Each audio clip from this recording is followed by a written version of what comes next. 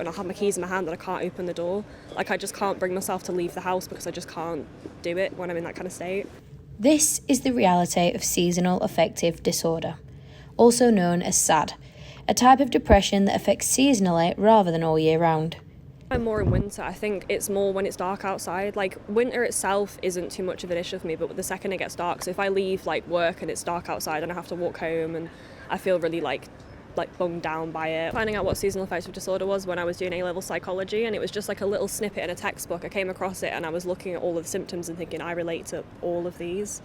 It was a bit strange because at first I was like, oh, well, I thought everyone felt this way, and then I had a look through and I was like, okay, this is a disorder, this isn't like a normal thing. Studies show that around 2 million people suffer with SAD in the UK, and they are mostly affected during the winter months. New methods of treatment are practiced and tested by psychiatrists to help those who need support during the darker months. But if it starts to affect your functioning, then I think it's important to go and see your local GP and look at options. And what they tend to normally advise is to look at things like cognitive behavioral therapy, or CBT. You might have heard of that before. And sometimes if the depression is severe, they'll look at the use of antidepressants.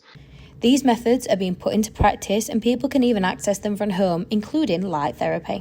So I've tried to get more natural light and things like that, but obviously it's quite difficult when it's dark, and I've looked into getting a seasonal affective disorder lamp that you can get where it like stimulates natural sunlight, but they're really expensive. So in the meantime, I've got myself like a sunrise alarm clock that it gradually lights your room up as you wake up, so it kind of feels like there's a sunrise in your room, but you can tell that it's not natural light, and it makes such a difference when it is natural.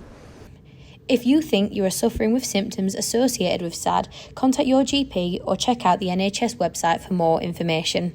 Liz Theaker, Salford Now.